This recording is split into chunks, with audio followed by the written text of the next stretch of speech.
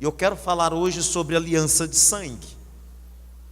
Eu quero falar sobre a aliança que Deus tem conosco. Eu quero falar sobre o que é uma aliança de sangue, o que é estar aliançado com Deus. No livro de Isaías, capítulo 53, verso 9, fala sobre o Senhor. Pode colocar, por favor. Fala da morte de Jesus, de uma maneira profética, de uma maneira clara. Diz que foi-lhe dado um túmulo com os ímpios e com os ricos em sua morte, embora não tivesse cometido nenhuma violência, nem houvesse nenhuma mentira em sua boca.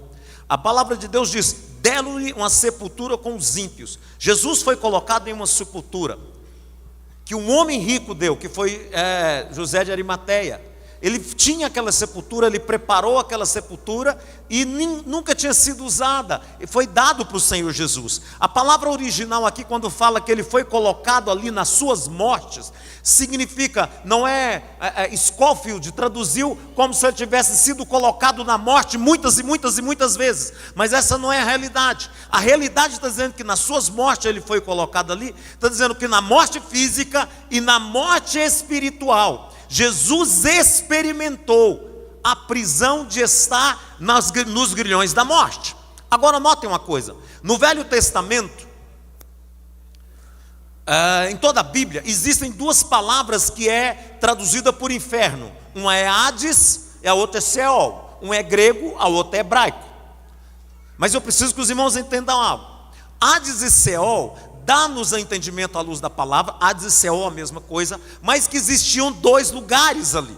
Existia um lugar onde estavam os ímpios, existia um lugar onde estavam mortos aquelas que estavam presos nas prisões, que não conheciam Deus. E existia o outro lado, que era aqueles que estavam aliançados com Deus, que era o seio de Abraão.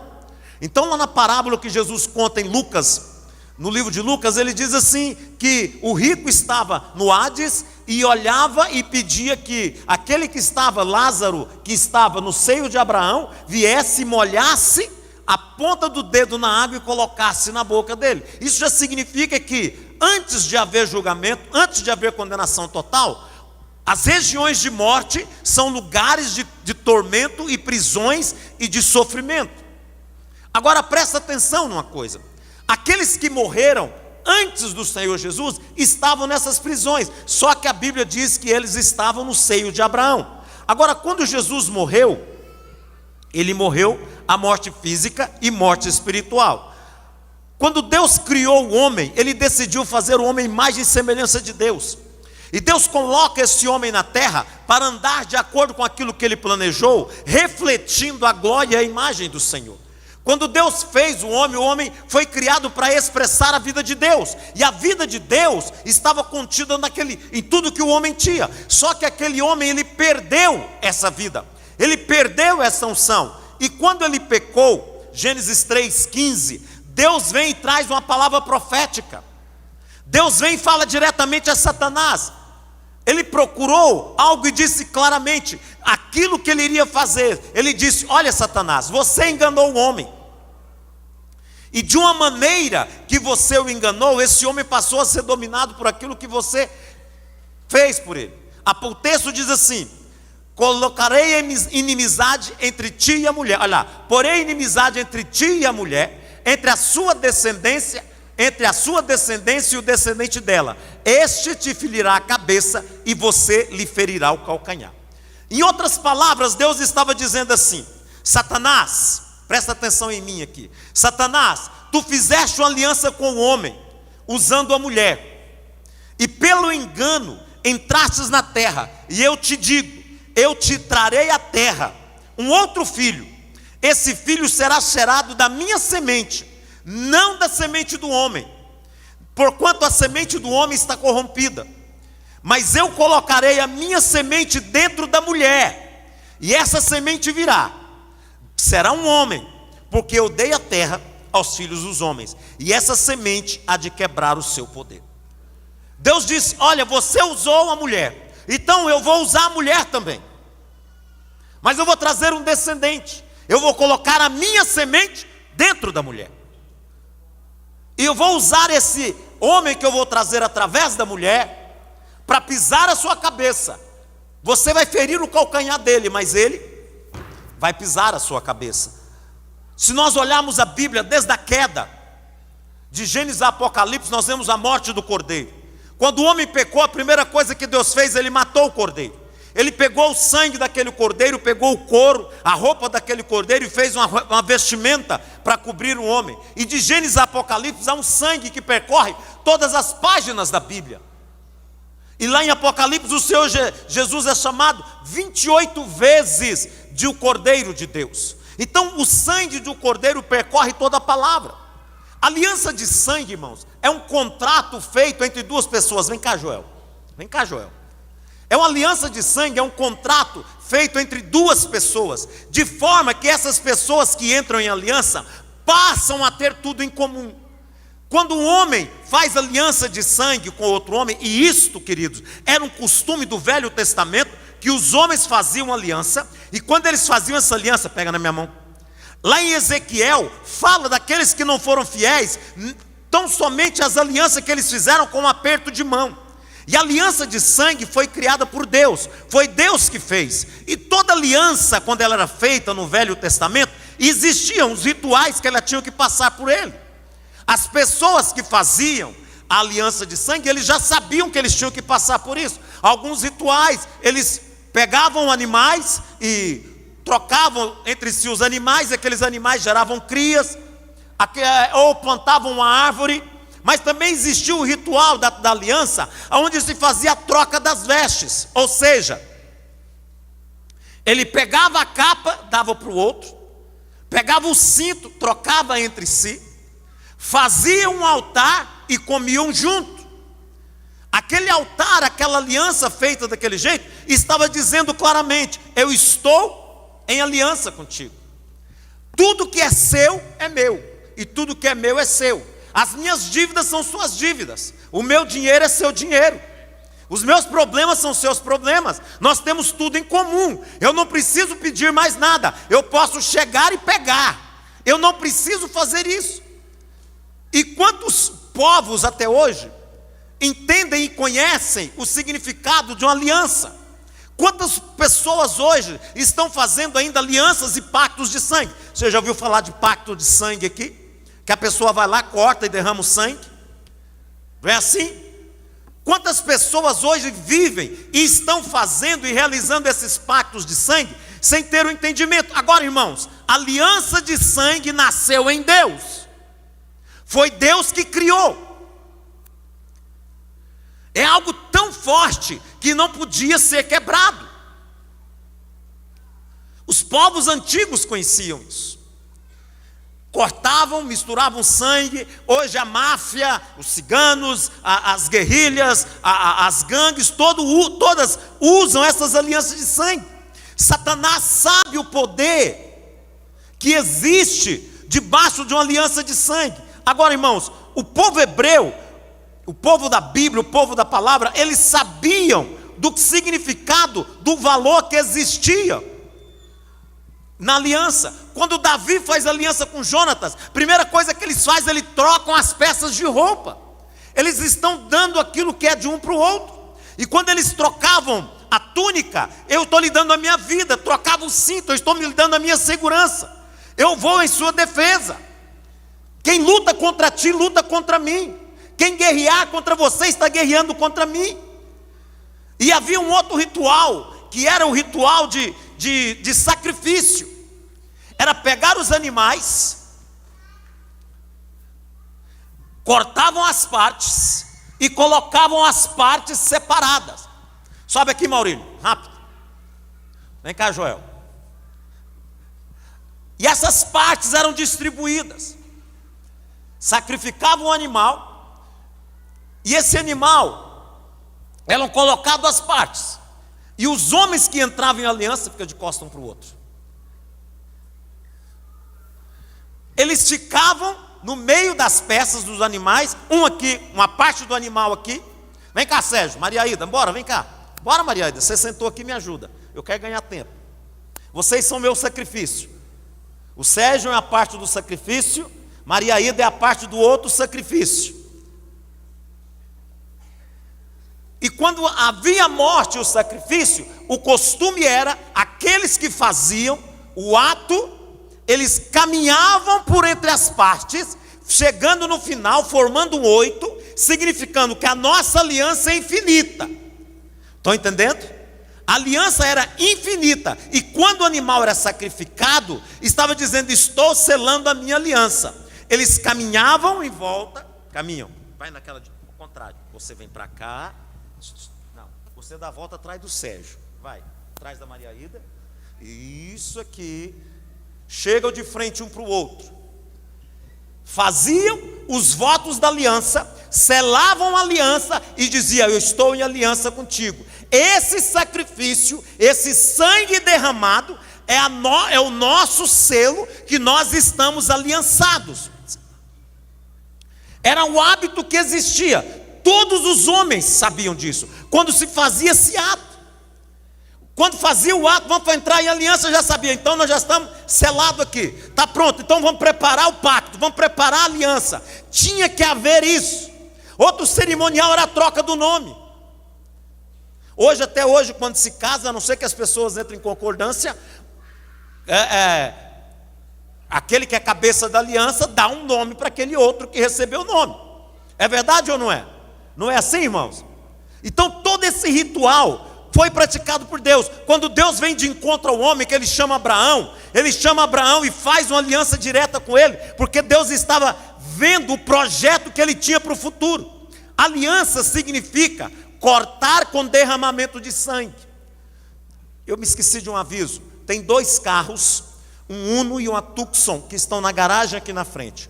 Existe um carro lá dentro, alguém que está com o carro estacionado lá precisa sair urgentemente. Se o seu carro é uma Tucson e um Uno, está na telão as placas, vá até lá e retire, porque tem alguém que precisa sair com uma certa urgência de lá. Por favor, queridos. Já tem um tempo que não era para ter pedido e eu me esqueci. Quando Deus vem para Abraão, ele vem para Abraão e fala assim: olha, eu estou fazendo com você uma aliança, mas eu tenho em vista a sua semente. Deus chega para Abraão e fala para ele: Abraão, você quer entrar em aliança comigo? Ele decide estar aliançado com Deus. Ele decide que ele vai obedecer os termos da aliança. E Abraão era homem de aliança e ele conhecia esses termos que ele tinha que praticar. No livro de João, capítulo 10, verso 1, 2 e 3. Coloque para mim, por favor. Eu lhes asseguro que aquele que não entra no aprisco das ovelhas pela porta, mas sobe por outro lugar, é ladrão e assaltante. Aquele que entra pela porta é o pastor das ovelhas. O porteiro abre-lhe a porta e as ovelhas ouvem a sua voz. Ele chama suas ovelhas pelo nome e as leva para fora. Aqui, Jesus está dizendo aqui, ele está falando do próprio diabo, do próprio Satanás nesse texto. Ele está dizendo o seguinte: Satanás, quando entrou aqui no mundo, ele não entrou aqui pelo caminho legal. Satanás, quando entrou aqui no mundo, ele precisou de uma incorporação, ele precisou de uma mediunidade, ele precisou de um cavalo, de um aparelho para entrar na nossa dimensão. Jesus está dizendo: aquele que entra pela porta é o pastor das ovelhas. Quem entrou pela porta de nascimento nessa terra como homem? O próprio Jesus. Satanás não nasceu de barriga de mulher. Satanás não tem um corpo. Satanás não foi gerado para ele um corpo aqui na terra. Jesus entrou na nossa dimensão e ele diz assim: e o porteiro lhe abre a porta. Quem é o porteiro? O Espírito Santo de Deus. Você vai entender sobre isso daqui a pouco, que foi o Espírito Santo de Deus que foi sobre a mulher, gerou a semente dentro da mulher, e Jesus entrou na nossa dimensão pela porta de entrada, que todos entram, nascer de barriga de mulher. Por isso que Jesus gostava de ser chamado de filho do homem, porque ele nasceu na terra como filho do homem. Ele não entrou por outra forma. A porta foi aberta para ele. E ele fala: o pastor entra pela porta e as ovelhas conhecem a voz do pastor. O porteiro é o Espírito Santo de Deus. É por isso que nós precisamos entender que lá atrás, quando Deus chamou Abraão, Deus estava tendo em vista Jesus. Ele tinha em vista a semente. Quando ele fala em Gênesis 3,15, Deus já estava vendo a semente. Que semente era essa? É Jesus. Que descendente era esse que ia nascer de mulher? Jesus. E ele preparou o caminho para isso. Deus chama Abraão e fala para ele: Abraão, eu tenho que te provar. Bispo Sérgio já leu um pedaço do meu texto aqui hoje, quando falou do sacrifício de Isaac. Estava falando com a pastora Adriana, alguns dizem que ele era criança, mas alguns teólogos afirmam veementemente que Isaac tinha em torno de 30 anos de idade, quando Abraão levou ele para o Monte Moriá para ser sacrificado. Porque quem pedia sacrifício de criança era Moloque. E o adulto se sacrificia sabendo que ia morrer. E por 3 dias, naquele texto fala que Isaac levou a lenha nas costas para o monte do sacrifício. Gálatas 3,15 diz assim: irmãos, falo como homem, uma aliança uma vez confirmada, uma vez ratificada, ainda que humana, ninguém a revoga ou lhe acrescenta alguma coisa. Quando Paulo fala dessas promessas, ele está escrevendo aqui, falando de Abraão, e diz o seguinte: a promessa dele não foi para a sua semente, mas diz claramente, a semente. Quando ele fala da semente, ele olha para um só, Cristo. Diz assim comigo: a semente de Deus. A semente de Deus, na aliança com Abraão, tinha em vista Jesus Cristo. Deus entra em aliança com Abraão. E todos os rituais anteriormente falados são seguidos à risca. Gênesis 15.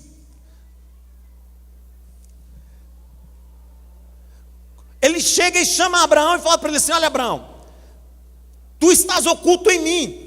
Ao invés de te dar a minha capa, a minha proteção, eu te dou o meu escudo. Eu serei o teu escudo, Abraão. Quem luta contra ti, luta contra mim. Quem luta contra ti, Abraão, luta contra mim. Vem para Abraão e diz para ele: Abraão, o seu nome não mais será Abraão. O seu nome será, a partir de hoje, Abraão.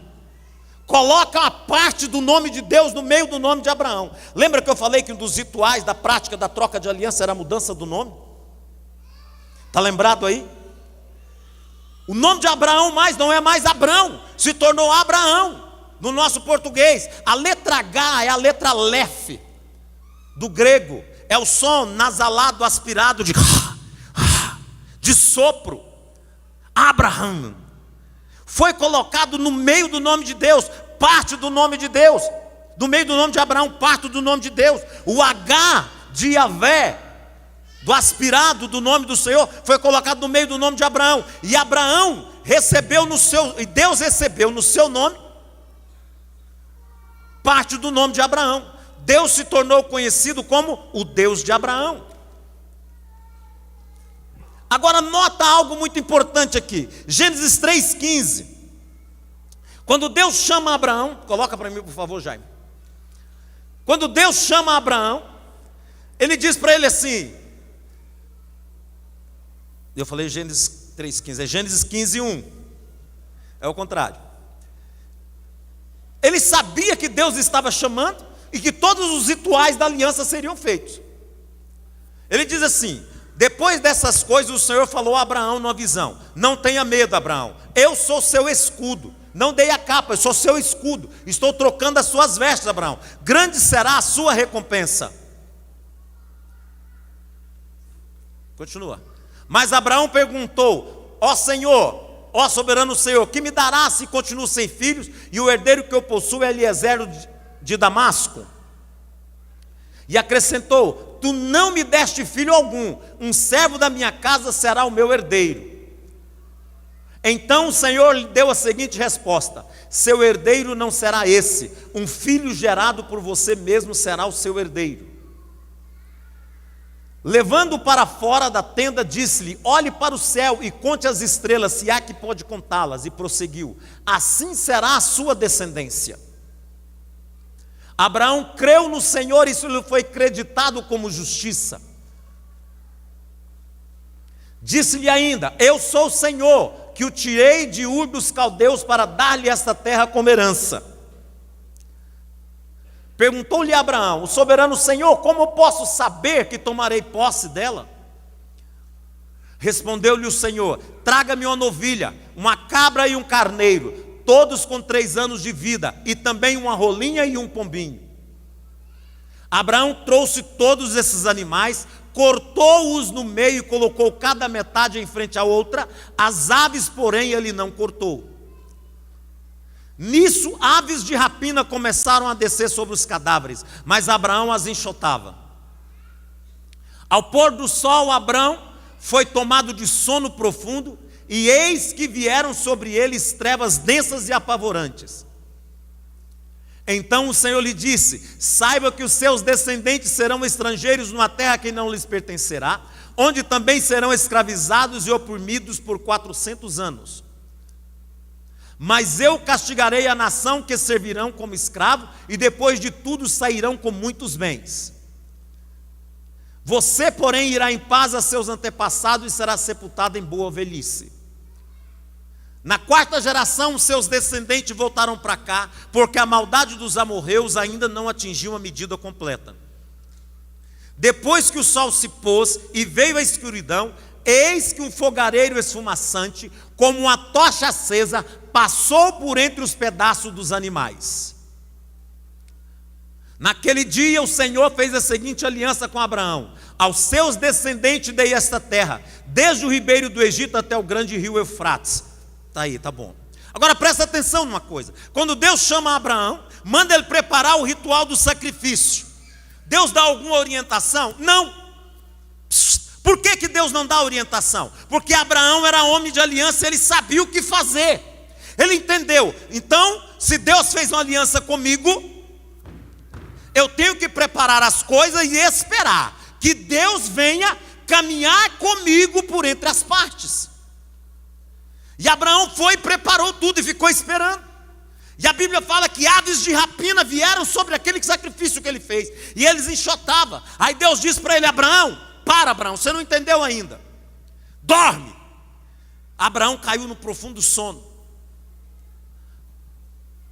Por que os animais foram partidos? Era sacrifício. Para 3 os animais. Por que Deus colocou 2 aves e não 3? Porque o Filho de Deus teria o que viria do céu e andaria naquele lugar. Agora presta atenção, é algo fantástico aqui. Abraão esperava Deus caminhar com ele por entre as partes. Só que enquanto ele dormia, veio 2 coisas diferentes. Quando ele abriu o olho, estava por entre as partes uma tocha e um fogareiro fumegante. Olha o texto aqui, presta atenção, irmãos. Havia uma tocha e um fogareiro fumegante fazendo o quê? Andando por entre as partes. Deus não poderia fazer esse ritual e caminhar por entre as partes com Abraão. Por quê?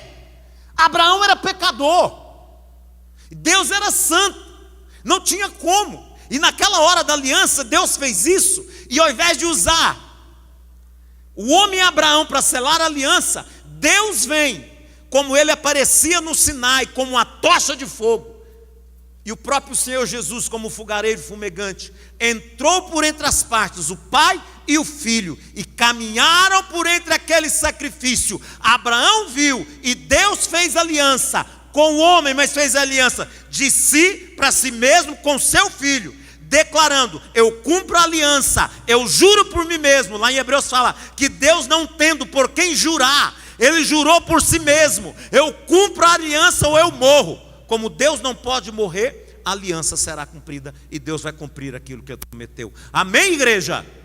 Vocês estão entendendo o que eu estou falando aqui? A aliança, ali na hora que Abraão dorme, ela é estabelecida.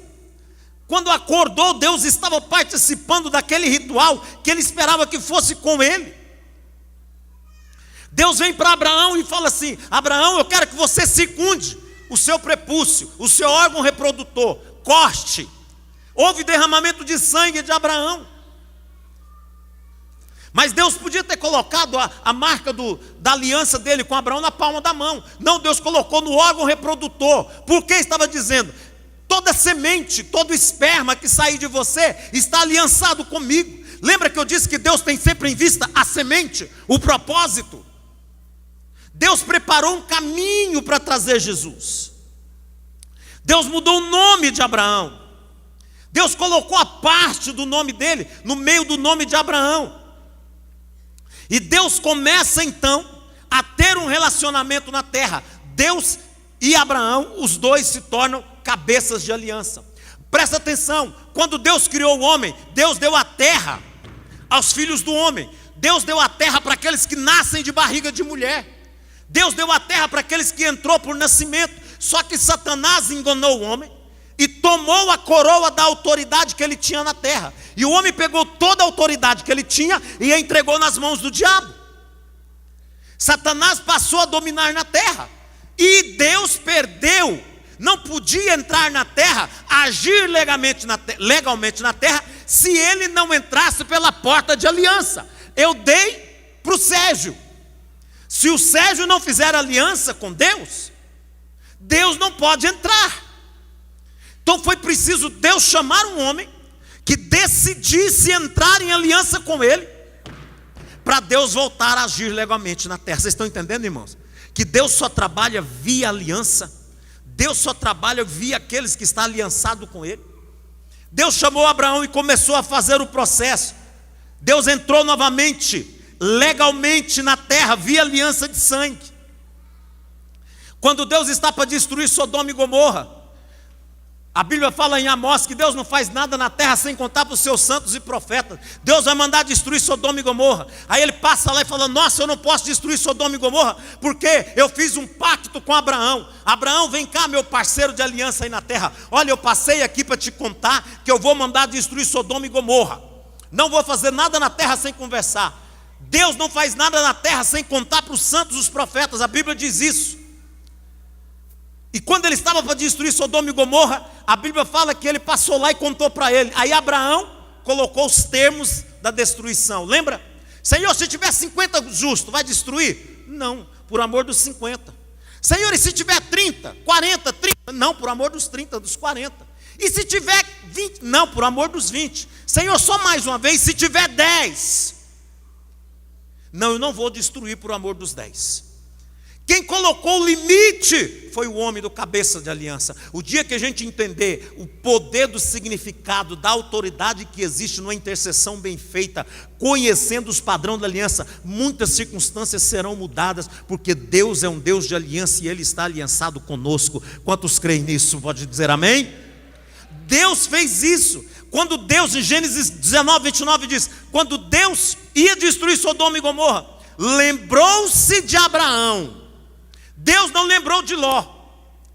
Deus lembrou de Abraão.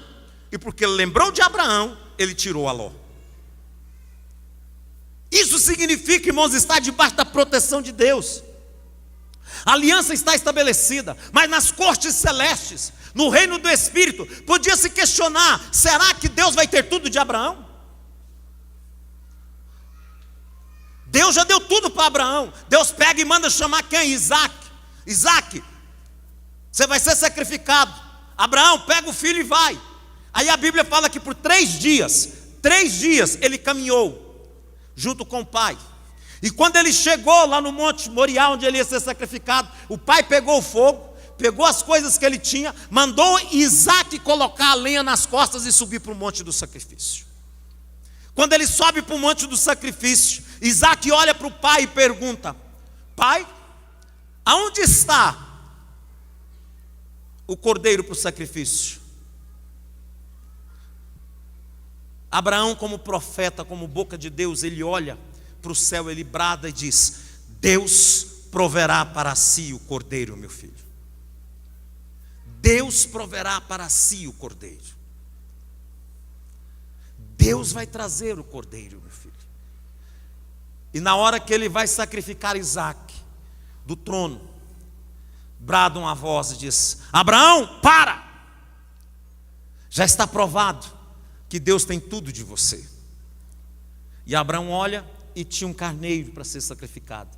Ali naquele lugar ele sacrificou aquele carneiro. E por todos os anos, por todo o período, Deus começou a trabalhar com a nação, com o povo de Israel, preparando o caminho para o Senhor, preparando o caminho para vir Jesus. O útero morto de Sara recebe uma palavra e ela começa a gerar vida. Vem Isaac, aí passa-se o tempo, vem a promessa. Deus vai mandar um dia um anjo dele a uma virgem, e essa virgem vai receber a palavra, a promessa será uma filha de Abraão, que nunca tinha gerado vida antes no seu ventre. Ela vai gerar uma criança, e essa criança será aquele que Deus havia preparado todo o caminho. Deus chegou para Abraão e disse: me dá teu filho. E ele obedeceu e entregou. E quando Abraão obedeceu, a palavra diz que ele creu. E quando ele creu, isso lhe foi imputado por justiça e foi inserido nele.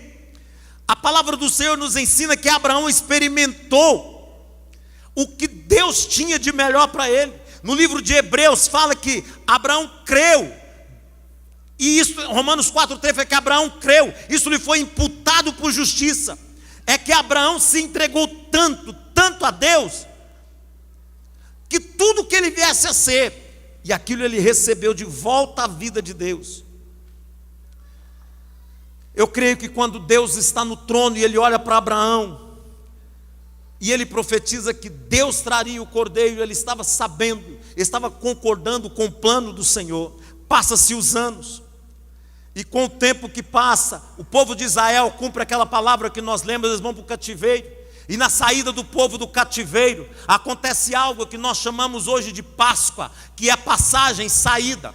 Naquele dia, Deus disse para Moisés: Moisés, prepara um carneiro, prepara um sacrifício. Esse sacrifício deve ser preparado e comido, mas ele tem que ser comido preparando para sair. Sandália nos pés, cinto, cajado na mão, porque é hora da partida, é hora da saída, presta atenção. Um povo que foi escravo por mais de 400 anos, eles experimentaram de algo sobrenatural. O povo que era escravo, que era destruído, na hora que Deus mandou matar o cordeiro, preparou o cordeiro e eles comeram o cordeiro. Aqueles que eram escravos, aqueles que eram doentes, o povo que estava em prisões, o povo que estava amarrado, o povo que estava preso. O que mudou na vida deles? O Salmo 115, 107 fala sobre isso. Que quando eles saíram do Egito, não havia nenhum doente entre eles, não havia nenhum pobre, não havia nenhum que estivesse sofrendo qualquer tipo de enfermidade. O que mudou a vida deles, irmãos? A Páscoa. Presta atenção. Na hora que eles fizeram o sacrifício, obedeceram, pegaram o sangue e passaram nos umbrais da casa, pegaram a carne do cordeiro e comeram. Porque tudo que você come entra no seu sangue. Entra ou não entra, queridos? Entra no seu corpo ou não entra? É verdade ou não é? Quando eles comeram do cordeiro, aquilo que era morte na vida deles foi destruído. O povo de Israel experimentou o maior milagre de libertação, o maior milagre de cura, o maior milagre de transformação em uma única noite. Não havia nenhum entre eles doentes, enfermos, necessitados. Era um povo que era escravo há mais de 400 anos. Foram curados instantaneamente. Como? Quando comeram do cordeiro. Quando eles receberam esse cordeiro para dentro de si. Passaram-se os anos. Passou-se o tempo. Os profetas não falavam mais sobre aliança. Os profetas não diziam mais do que estava para acontecer. Deus tem em vista o cordeiro. Deus estava planejando o cordeiro. Quando, por um período de muitos anos, por mais de 400 anos, cessaram todas as vozes. De repente, vem um anjo do Senhor e aparece para uma filha de Abraão e diz para ela assim: eu vou trazer dentro de você, e você será a mãe, aquela que vai gerar o filho, é aquela que vai trazer a semente. Deus anuncia, chegou o momento. E logo depois anuncia também, antes, o nascimento de João Batista. Passa-se o tempo. João Batista é aquele que seria o precursor do cordeiro, aquele que anunciaria por mais de 400 anos, irmãos. Toda a voz profética tinha cessado. De repente começa a levantar-se um homem lá na margem do Jordão, e ele começa a dizer: arrependei-vos, arrependei-vos, arrependei-vos, é chegada a hora, o machado está posto à raiz, arrependei-vos. Mudança de vida, raça de víboras, vocês precisam mudar de vida. E um dia ele está batizando lá no Jordão, e eu creio que ele conhecia aquele primo dele, Sabe aquele primo de João Batista chamado Jesus? Eu creio que ele o conhecia. De repente ele está batizando lá no meio da multidão. Irmãos, hoje quando eu estudava sobre esse assunto, eu aprendi algo. Eu falei, meu Deus, como que pode? Deus escondeu Jesus por 30 anos. Quando os magos do Oriente vieram para visitar Jesus no seu nascimento, eles foram até o palácio de Herodes. O palácio de Herodes era cheio de demônios. E quando Herodes ouve aquela palavra, nasceu o rei dos judeus, foi como se tocasse a trombeta. Deus não falou mais disso. Deus, será que tinha mudado de ideia? O inferno se tornou empolvorosa. Satanás fica sabendo o que aconteceu, entra na vida de Herodes e fala, precisamos destruir a semente. Herodes decreta, mata todas as crianças de Belém, de 2 anos para baixo, mata todo mundo. Eu quero destruir essa semente. Deus vai lá, engana ele e vai para o pai de Jesus e diz, olha José, pega o menino, pega a mulher e vai para o Egito. Só vem de lá quando eu mandar você voltar. Deus pegou Jesus e escondeu. Ele ficou escondido até o dia que ele foi para o Jordão para ser batizado. Presta atenção aqui. Quando ele chega para ser batizado, João Batista olha para ele e fala assim, eu te conheço, eu sei quem você é, eu sei do projeto da sua vida, eu sei o que você está fazendo, eu não posso, não sou eu que tenho que ser batizado. Jesus para ele, tem que se cumprir as escrituras. Naquela hora, João Batista pega Jesus e mergulha ele na água. Quando ele mergulha ele na água, algo fantástico e sobrenatural acontece. Deus Pai, quando vai anunciar que Jesus vai nascer, ele manda um anjo falar com Maria. Quando Jesus nasce, ele manda um coro de anjos falar e cantar. Mas quando ele introduz o filho dele no mundo, no ato do batismo, o Pai busca para si. O Pai do trono brada em alta voz. Quando Jesus é mergulhado nas águas do batismo, o Pai olha para Jesus e diz assim, eis aí o meu filho amado, em quem eu tenho muita alegria. O Pai pegou para si a honra de introduzir Jesus no mundo. Ele trouxe para si e ele bradou. Naquela hora João olha e vê descendo sobre ele o Espírito como uma pomba. E ele grita, ele salta e diz, esse aí é o Cordeiro. Esse aí é o Cordeiro. Esse é o Cordeiro de Deus. Esse é aquele Cordeiro que está representado desde Gênesis, que ele foi morto. Esse é o Cordeiro que está representado quando Isaac foi sacrificado. Esse é o Cordeiro da Páscoa. Esse é o Cordeiro. Mas esse aí não cobre só o pecado. Esse Cordeiro tira o pecado do mundo.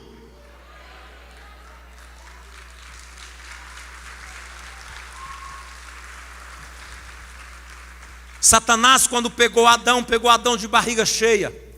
Aí vem Jesus, nasceu, e quando ele nasceu, cresceu, foi batizado. Na hora, eu creio que o inferno ficou sabendo que Jesus estava ali no Jordão e tinha sido introduzido por Deus Pai no mundo. Satanás falou, agora eu pego ele. Eu peguei o primeiro de barriga cheia, esse agora de barriga vazia não vai ser páreo. Os 40 dias que Jesus orou e jejuou, Satanás tentou Jesus. E Jesus resistiu na palavra. E a Bíblia fala que quando Jesus saiu de lá, do deserto, saiu da tentação, ele saiu debaixo do poder do Espírito Santo de Deus. E ele caminhava, aonde ele andava, os demônios eram expulsos. Os demônios reclamavam, falavam e diziam para ele, o que você está fazendo aqui? Isso não é seu lugar, não é nossa hora ainda. Como que você veio para cá? Por que você entrou aqui? Ele dizia para ele, cala a boca, sai, vai embora. Até a manifestação de Jesus, presta atenção numa coisa, não havia libertação e expulsão de demônios.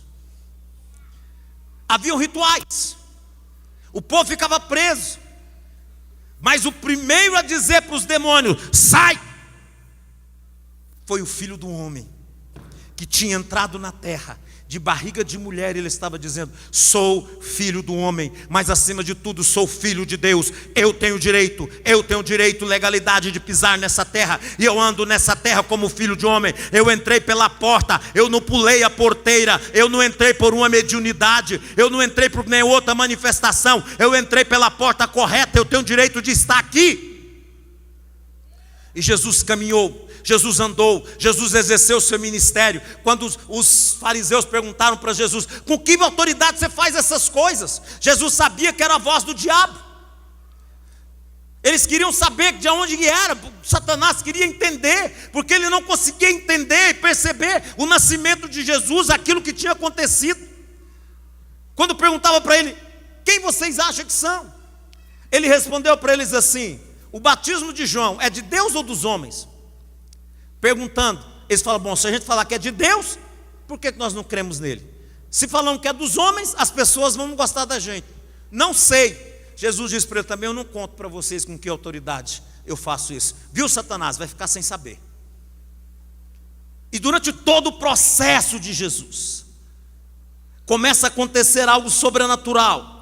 O menino que nasceu, a criança, aquilo que veio existir através do Senhor. A palavra de Deus nos ensina que quando o Senhor Jesus estava para ser crucificado, ele entrou em Jerusalém pelo portão dourado. Existia um costume em Israel, que os levitas criavam cordeiros para ser vendidos e ser mortos em todo dia do sacrifício da festa anual. E eles eram trazidos pelas portas das ovelhas. E aqueles cordeiros já nasciam sabendo que com 3 anos eles seriam mortos, seriam levados, seriam vendidos para o sacrifício. No mesmo dia que os cordeiros entraram pela porta das ovelhas, Jesus entrou pelo portão dourado. Da mesma maneira que os cordeiros eram vendidos para o sacrifício, Jesus foi vendido para o sacrifício por Judas. Da mesma forma, Jesus foi condenado. E o cordeiro, ele tinha que passar por um ritual. Tinha que chegar para ele e olhar para ele assim e dizer assim: olha, ele tinha que ser inspecionado pelos 3 dias que antecediam a Páscoa. Tinha que olhar para ele e falar para ele: é limpo, é puro, não é doente, pode ser sacrificado. Olha o que aconteceu com Jesus. Jesus foi preso, eu estou resumindo. E ele comparece perante as autoridades daquela época. A primeira autoridade que ele comparece é perante o sumo sacerdote. O sumo sacerdote olha para o cordeiro e fala assim: não tem nada contra ele. Ele não pode ser condenado por nada, não tem nada que possa ser falado contra ele. Não tem, que acusação são essa?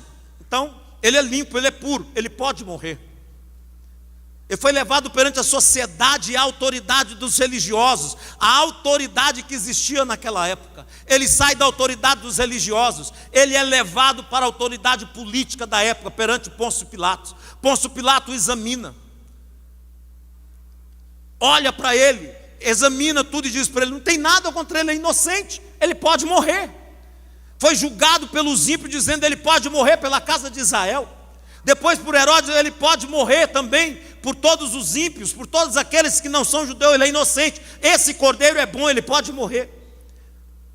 Aí vem Judas que o vendeu, Judas que era o inimigo, Judas que o traiu, Judas que entregou tudo, que era aquele que devia destruído, perseguido Jesus. Ele olha para Jesus e diz: sangue inocente. Ele está dizendo o seguinte: é réu de morte, é inocente, está puro, ele pode morrer. Jesus morreu por todos os religiosos da época. Jesus morreu por todas as classes gentílicas do mundo. Jesus morreu por todos os inimigos que pudessem existir. Ele era inocente, era um cordeiro que podia morrer.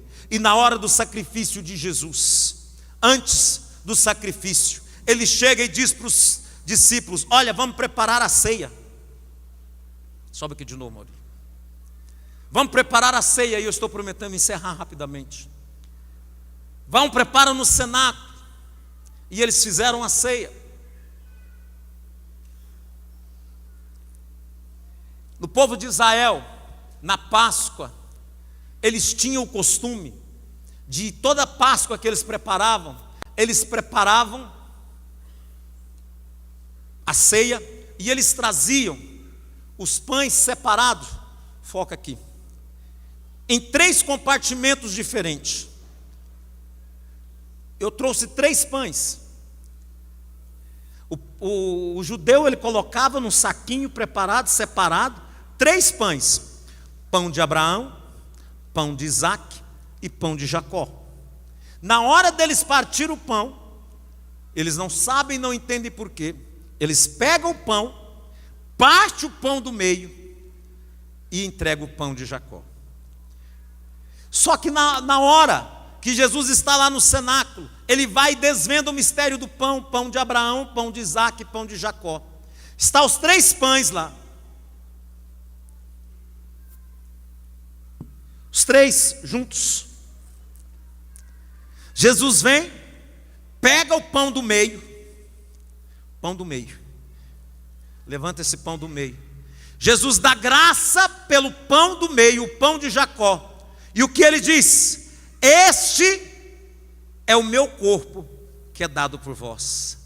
Ele desvenda o mistério do pão de Abraão, pão de Isaque e pão de Jacó. Como o pão de Isaque tinha sido dado em sacrifício, o filho tinha sido dado em sacrifício, o pão de Jacó era a representação do corpo de Jesus que seria dado em sacrifício por todos nós. Da mesma maneira ele pega o cálice da aliança e disse: este é o sangue da nova aliança, este é o pão, este é o cálice. E na hora, vem aqui Sérgio por favor, e na hora que ele pega o pão e ele pega o cálice, ele abençoa e dá, ele desvenda todo o mistério, ele diz: aqui está o sangue que foi representado lá no Velho Testamento, esse é o sangue da nova aliança. Aqui está o pão que é o meu corpo. O pão de Isaque é o pão do filho, é o corpo do filho que tem que ser partido, quebra.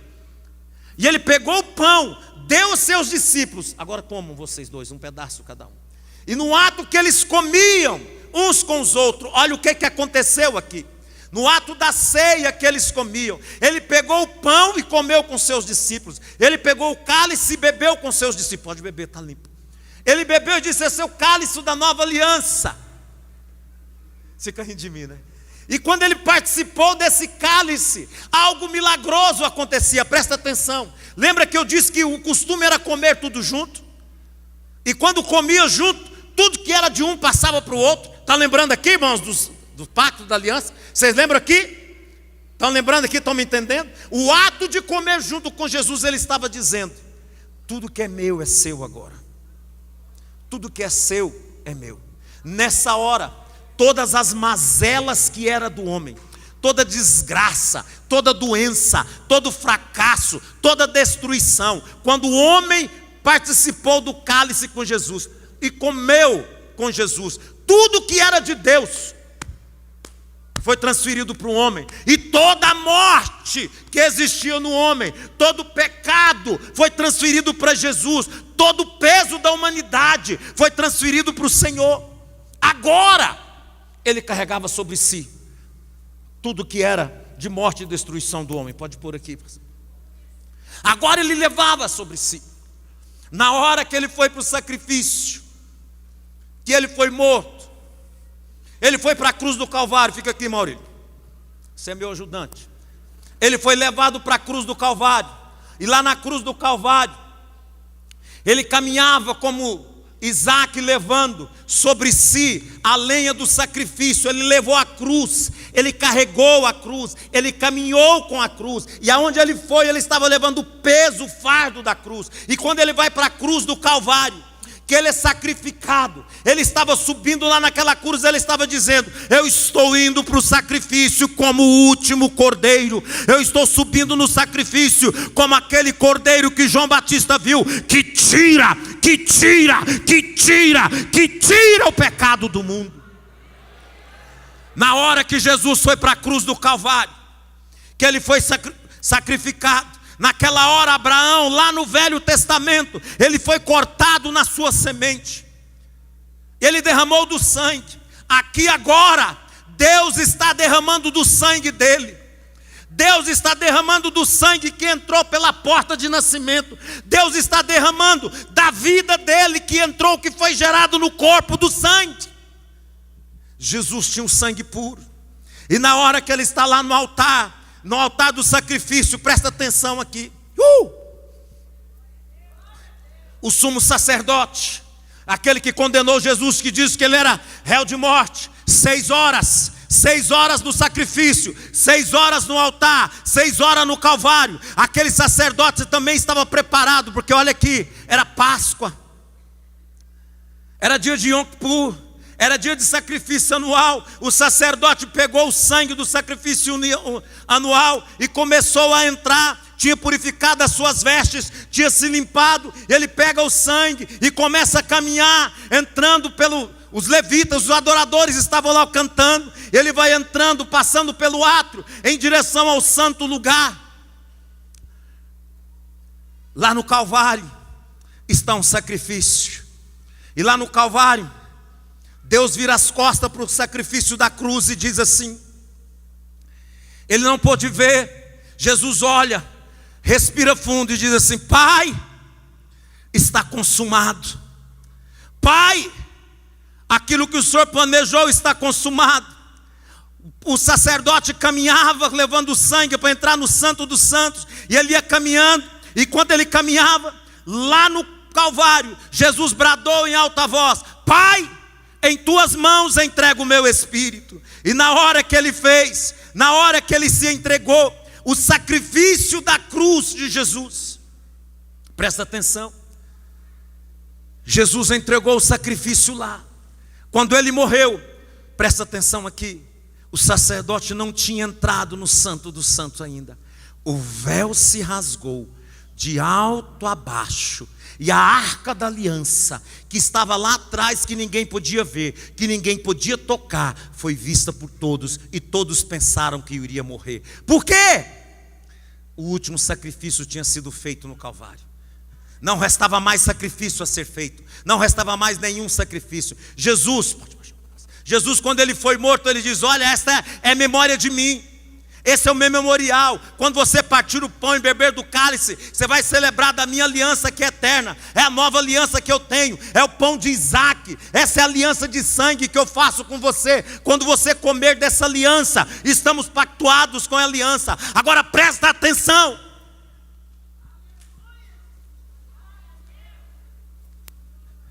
Eu creio que na hora que Jesus morreu na cruz do Calvário, todo o inferno pôde crer e acreditar: vencemos. De alguma forma ele morreu. Não tinha jeito, não tinha nada. Se ele tinha pecado, ele morreu. Os demônios prendem a Jesus, carregam Jesus, e ele é levado para o Hades, para as regiões de morte. Ele é preso. E olha a ferida do calcanhar por 3 dias. 3 dias. 3 dias ele passa nos grilhões da morte. Eu imagino que maior festa no inferno que aconteceu. E ele está ali 3 dias preso. Quando de repente no Hades, no Seol, ouve-se do trono de Deus uma voz que diz: o Espírito de vida vem do céu, vem descendo, e no poder do Altíssimo, o Espírito de Deus atua nas profundezas, nas prisões da morte, e o poder sobrenatural atua sobre o corpo de Jesus, atua nas regiões de morte. E Satanás se dirige e grita, e ouve Deus dizendo, e Deus diz em brada voz: larga meu filho está aí, é ilegal. Essa é a ferida no calcanhar. Ele pagou o preço, não tinha pecado. E no poder sobrenatural do Espírito Santo de Deus, o corpo de Jesus é recriado no poder de Deus. E aquele que era o unigênito ressurge, recriado nas barbas de Satanás, como primogênito do Deus vivo. E aquela hora, ele está no Hades, ele está no Seol, mas é hora dele visitar o seio de Abraão. E ele passa para o outro lado. Quem estava lá? Lá estava Isaac, lá estava Jacó, lá estava Jeremias, Isaías, lá estavam todos aqueles que haviam morrido, lá estava o grandioso Davi, lá estava Davi, e Davi olha e vê ele vindo, e ele se lembra do Salmo 24 que diz assim: levantai-vos, ó portais eternos, para que entre o Rei da Glória. Quem é o Rei da Glória? O Senhor grande, forte e poderoso. Ele é o grande Rei da Glória. E ele comparece perante Satanás e disse para o diabo: eu estou aqui hoje para te pisar a cabeça.